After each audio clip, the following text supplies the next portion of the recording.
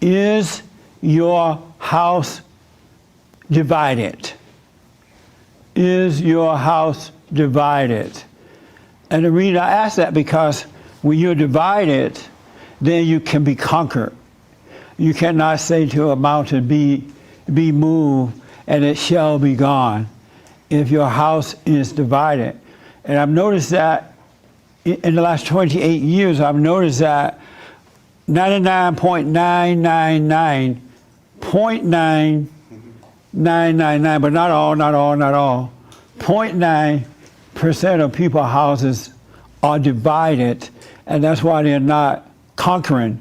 They can't say to a challenge, be gone, it's gone.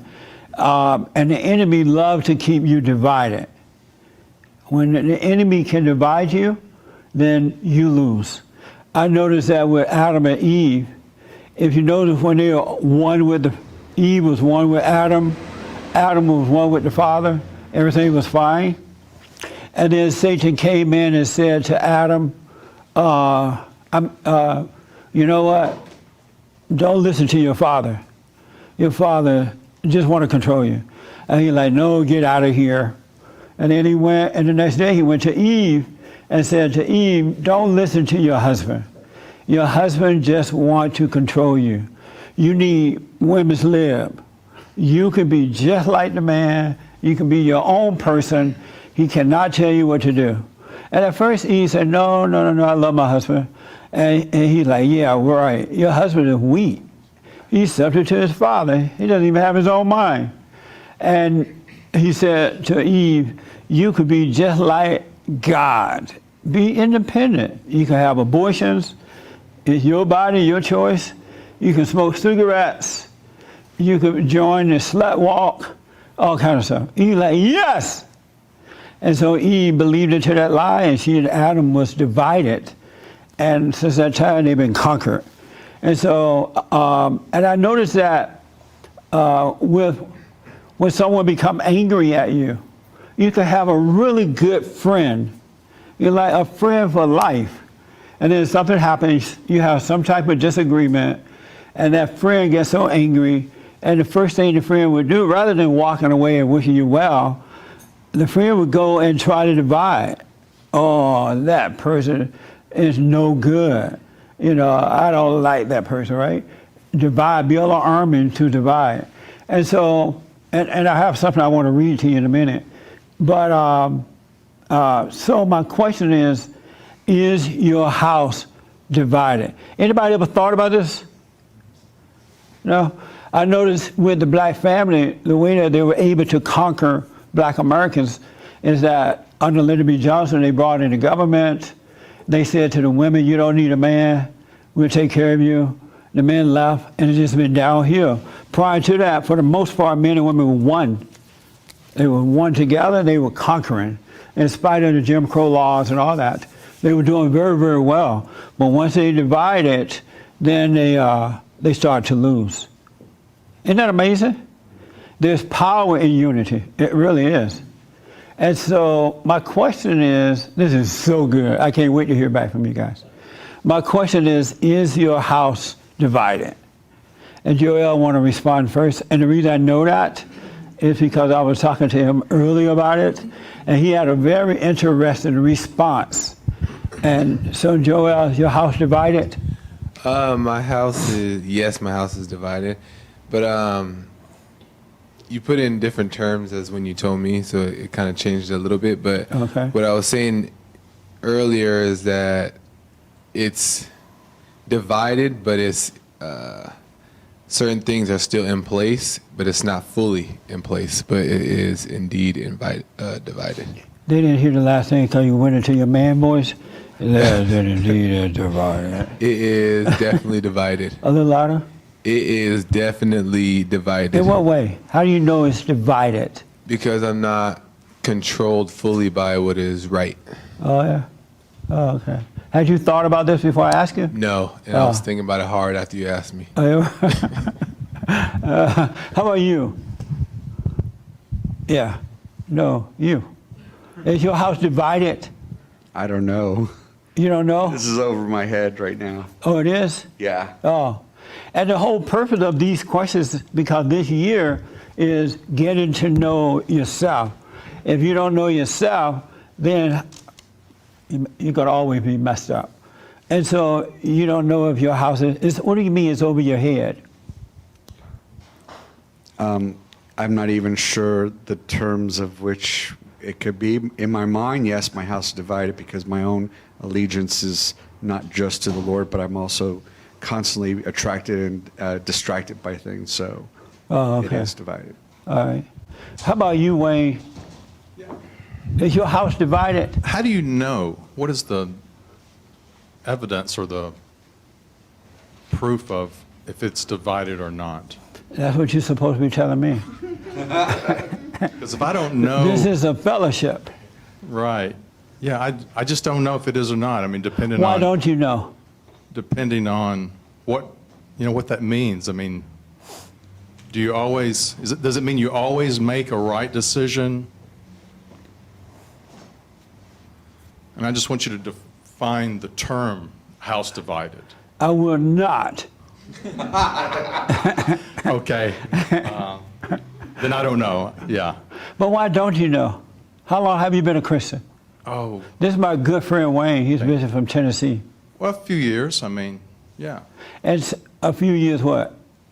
You've been a Christian? Right. Oh, so why don't you know the answer to that? What have you been doing all these years that you've been a Christian?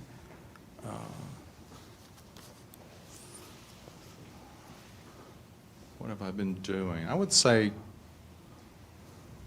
I pray daily, well, more than daily, I mean, multiple times a day. I read my Bible, I seek.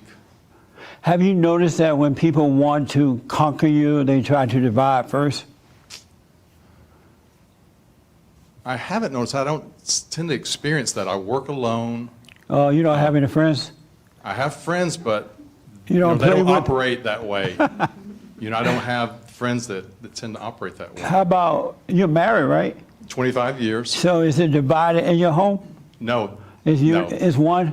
Yes. And how do you that's know? Really, I thought about that this morning, how, wonderful it is. I mean, it wasn't always that way. I mean, that's why I know you. Yeah. 20 years ago, we needed help. And you offered a lot of help through those years. Yeah. And so you have been paying attention since you moved to Tennessee? You haven't been paying attention to your house since you moved to have Tennessee? been, yeah. And so you don't know if it's divided or not? It doesn't seem like it is. I mean, I just get up every day and pray and work and, live my life, and it just seems to be quite peaceful, and it has for a long time. Oh, okay.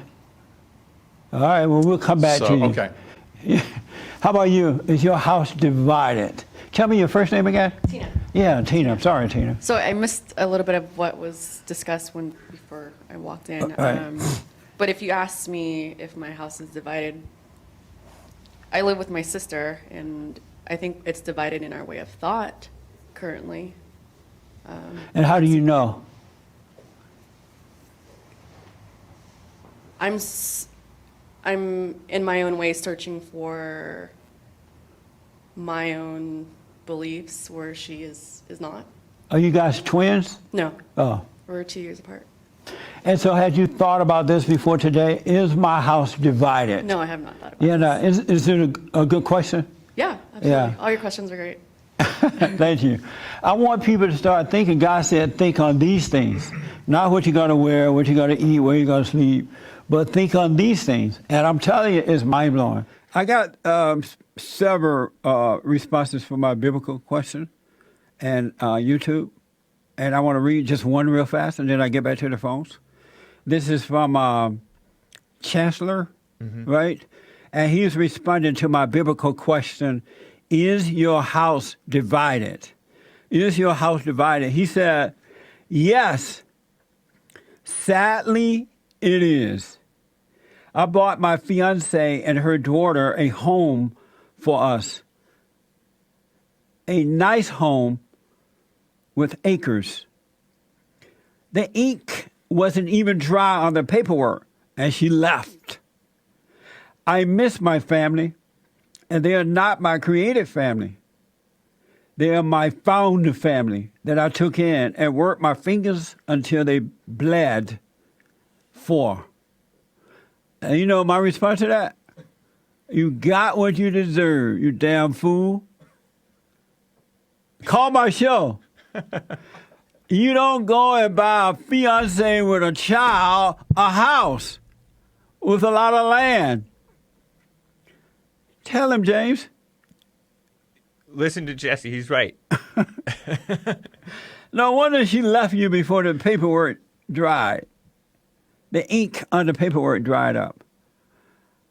What's wrong with men? You're asking me? First of all, you shouldn't be marrying a woman who already have children. You shouldn't buy the house and put her in there. You're not married. She doesn't respect you for that. That's not the order of God. At some point, folks, we got to do it right in life. I understand we all come from we start off in a fallen state. You don't really start off that way because when you're born, you're not in a fallen state, but you're born into a crazy family. Then you fall into the fallen state. And then we have to, in that state, we do crazy things. But at some point, we got to say, you know what? I got to do this right. So, Chancellor, you got what you deserve. And that's not your family. It's not even a Bart family, Found family. a found family. It's not family. When you get married and you and your wife make your babies, that's family. Anything else is a substitute. It's a imitation of. It's not the real deal. That's why it doesn't work. Kelly out of Arizona, thank you for calling, Kelly, and thanks for holding. You're on the air. Yes. So the topic, House Divided, Yes. I feel like I'm in that. My husband smokes weed, and I don't, so I don't know what to do. I find it around the house, and I throw it away. He gets mad, saying that doesn't help him, that I should just leave it. But I'm afraid the kids are going to find it. It seems like he used to at least hide it or do it, like, before he came home. Now it's kind of like he does it when we're around, or if I go to the store, he'll sneak out in the back with the kids in the house and go smoke, or it just seems like it's more prevalent, and I don't know what to do. Oh, good question. Is he working and providing for the family? Yes, he is. How old are the kids? 13, or actually 14, just turned 14 is their oldest. And so, we have a 10-year-old as well. So they're older. Well, the first thing you got to stop doing, Kelly, is judging your husband for smoking the weed. Because the judgment is causing you to overreact and do crazy things. And it's just creating a major problem because as you're doing these things toward him, he's rebelling against you because he has that anger too. And it's just going to make the situation worse. So stop judging him on it and just let him know with a good spirit that it's not good to smoking in front of the kids because you're going to influence them. You're their father, and you will influence them. And cut out the judgment, leave it alone. It would change. The situation would change for the good.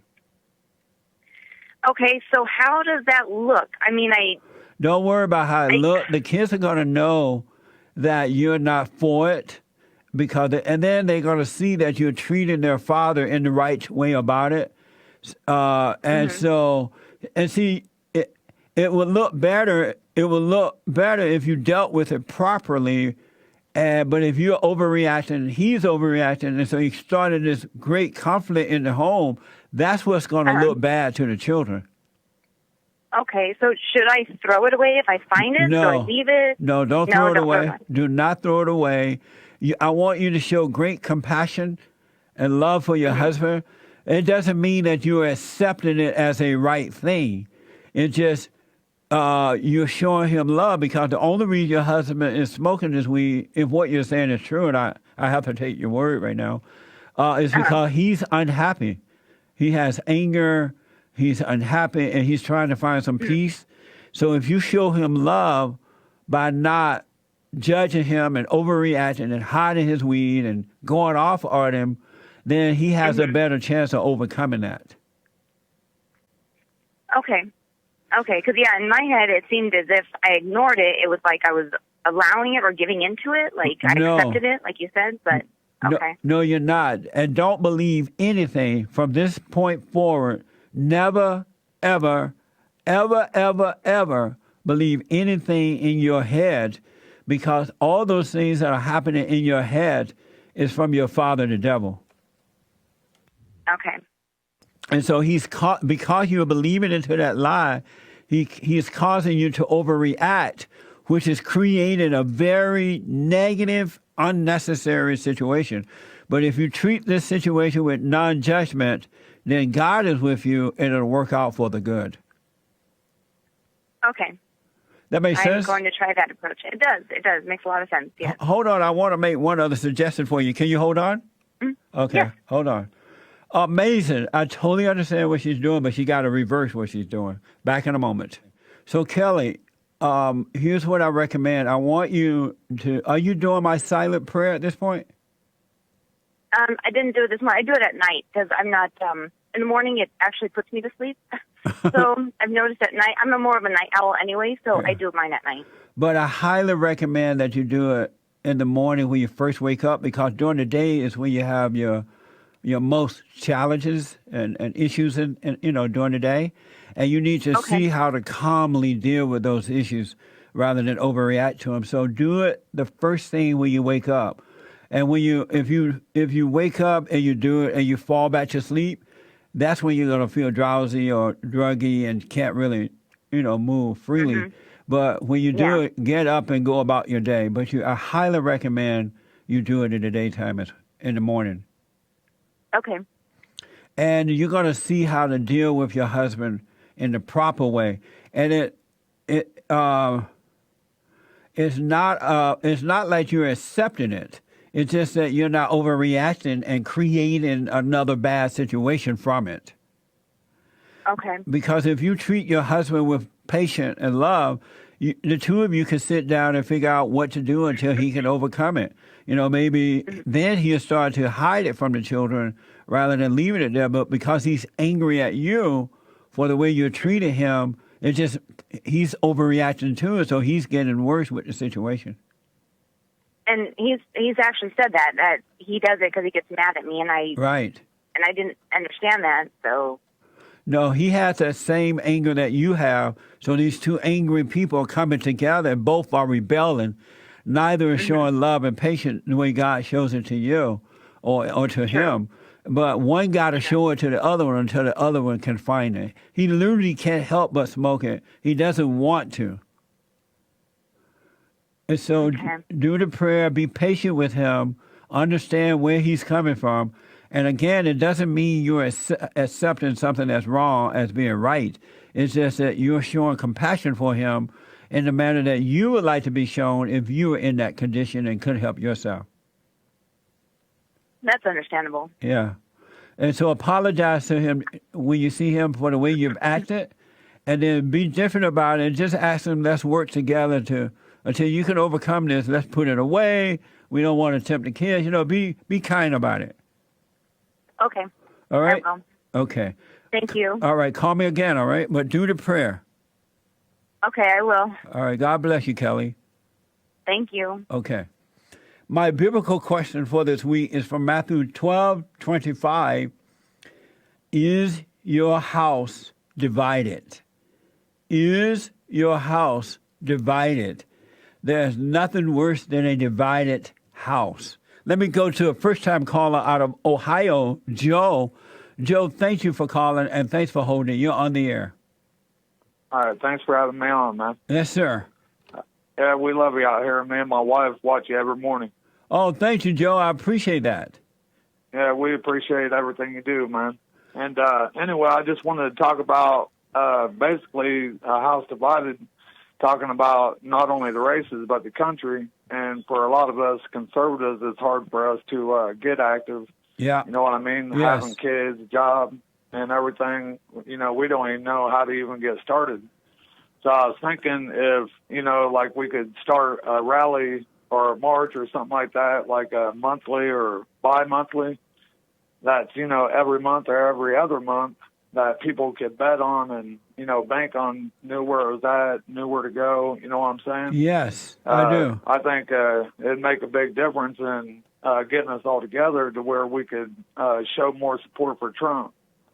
You're absolutely right. Conservatives are not working together in the way that the children of the lie do, the liberals, and we definitely need to do something.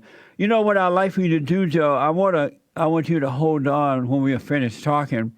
I want James to get your contact information, and I will call you and really just talk and see what we can come up with to enhance that. No doubt.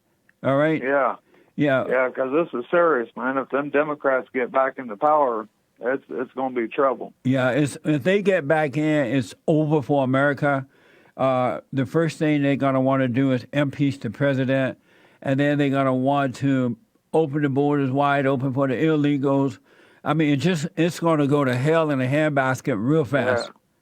Yeah, they're not, in my book, they're not even liberals. I mean, it's full out, they're coming out full out communist at this point. Yeah, that's right. Over in Europe, they're like putting out statues for Karl Marx and all kinds of shit. Oh, excuse me, all kinds of stuff. Yeah. I was on Piers Morgan's show yesterday night, and out of the UK, and when I mentioned Black Lives Matter was a far-left, liberal, radical, evil, agitative organization built of black lesbians and homosexuals and social justice warriors. They turned my mic off. They cut my mic off. Because that's what I'm saying, yeah. Yeah. Over in Europe, you're not even allowed to disagree against homosexuality. And the host that was with him said you're not even allowed to think that way about it. Yeah, it's bad. And they're only a few steps ahead of us, basically. Yeah, that's right. Everything that we see there is basically coming here. You know what I mean? Instead of they haven't been able to move the Muslims in as quick as they'd like to over here, but they have all the Mexicans, Hispanics, or whatever you want to call them, in place of those. And basically, I've tried to radicalize them, trying to make it out like all white people are racist. Yeah, and all that junk. And they are doing it, Joe, just for the vote. It's not votes. It's not like they love the Hispanics or love the Muslims. The Democrats are desperate to regain power, and they are doing it just for the vote. So Alex is from Miami, Florida. Alex, thank you for calling. Get it off your chest. Hey, Jesse, I just had a comment and two, biblical questions to ask. Okay. Yeah, the comment is you are really spot on with this alpha beta male stuff. Like, I work in retail, so I see like a lot of men basically are like carried around like dogs by their wives into the store. Yeah. But, the wife comes in first, and the man's kind of like following like a little right behind, like a sort of space, like he's on a leash. You got to be a beta male when you see that happening. Yeah, and it kind of reminds me like how when I was raised with my mom, so she would kind of force me to go like shopping with her, and she keeps telling me to try on all these shirts, and I don't really care like about the color and all that. Right.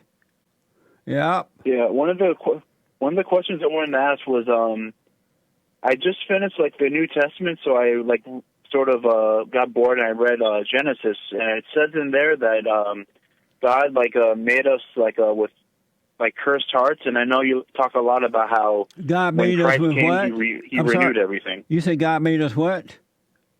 Oh. I think he said like he gave us like cursed or like sinful hearts or something like that in like Genesis when he threw out Adam and Eve. Right. But I know you talk a lot about how Christ renewed everything, so I was wondering like what you meant by that. By one man's sin, quote unquote, mankind fell into evil. And at that point, we had no choice but to be evil and love it and serve it, right? Then Christ came because we had no way out. Christ came, the second Son of God came, and he restored everything. He conquered death, he conquered sin, so that we don't have to live as sinners. We are not subject to Satan because of Christ. We have a way back to the Father.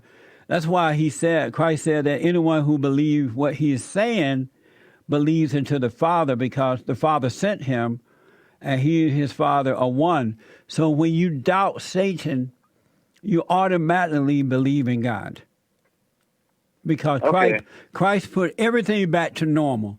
We are free, but because most people don't get to know themselves, they don't know that they're free. But we are free.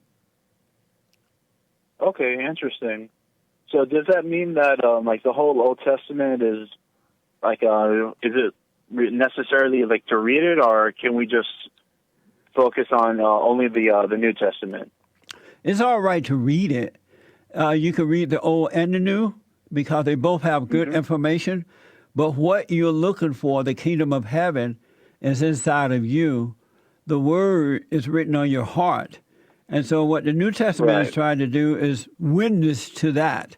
Okay, Christ has come. He restored everything. The kingdom is inside of you. Go within and live from there. Do not live from without. Okay, gotcha. And the way you go within is to know thyself. Watch what's happening within you, and you can see this battle going on between good and evil. And then, and when you watch that, eventually good within you will conquer evil, and you will become a free man. Yeah, I already see that starting out with me. But thanks for taking the time. I'm going to leave some time for the other callers. Are you doing the silent prayer? Yep, every day and every night. That's right. Stay with it. Have no opinion about anything that's happening. Just become the observer, because it's a spiritual battle. And if you judge it as right or wrong, good or evil, I'm bad, or I'm good, or whatever, then you're still playing God, and he can't do anything for you. He wants you to be still and know him. All right? Yeah, I 100% agree. All right. Thank you, Alex. Good questions. I appreciate it. 888-77-JESSE. Let's go to Dexter out of Florida. Dexter, thank you for calling, and thanks for holding. You're on the air. Hey, how you doing today? All is well. All is well, sir. How are you? I'm doing fine, man. Good. You know, I had a biblical question as well. When you asked the question, what was the question when you was coming out of Matthew? What, 12:25? Yes.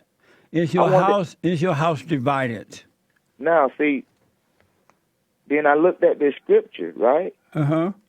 And I want to ask you, how does the 25th verse actually reads in your Bible?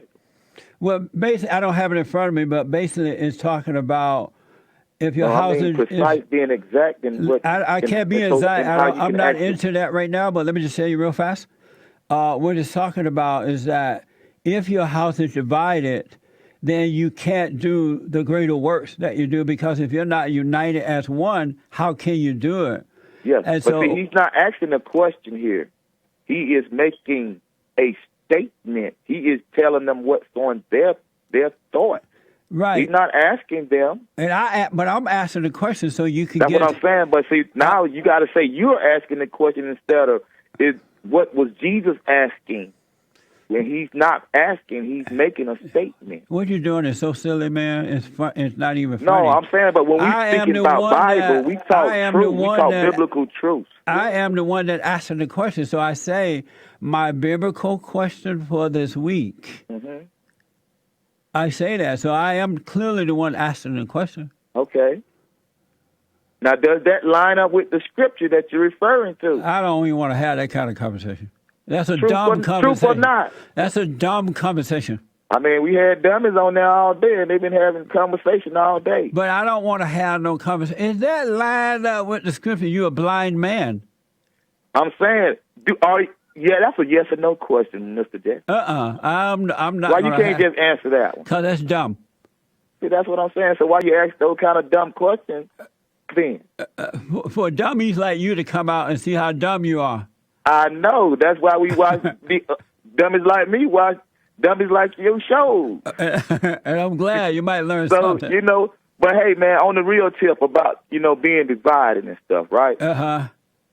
Man, And that's what he's trying to get them to know, like, who is your brother?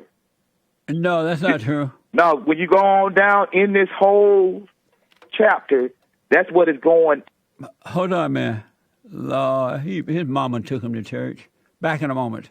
Jesus knew their thoughts and said to them, every kingdom divided against itself will be ruined, and every city or household divided against itself will not stand. So the reason I ask the biblical questions is because I want you to get to know yourself, and what you're going to discover that your mind and your spirit are divided. They're not one. And they should be one, because as they are divided, you will be conquered and destroyed. You will be. But once your mind and your spirit become one, you can tell the mountain to be gone, and it will be gone. And what happens is, Jesus said your mind, you need a renewed mind from within, right? And so what happens is once you repent, you drop this anger that you have so God can bring you back into the kingdom within, your mind, he starts to renew your mind. You start to overcome the mind of Satan, and you develop the mind of God. And when you have the mind of God, your spirit and your mind become one. And that's when you can conquer all things. Whatever you ask shall be done. But as long as your house is divided, so the house is divided is within. It's like a house on the outside. If you and your wife and children are not united as one, you have trouble. Likewise, the kingdom of heaven within, if your mind is not renewed and has this mind of God, then you're divided within. All right?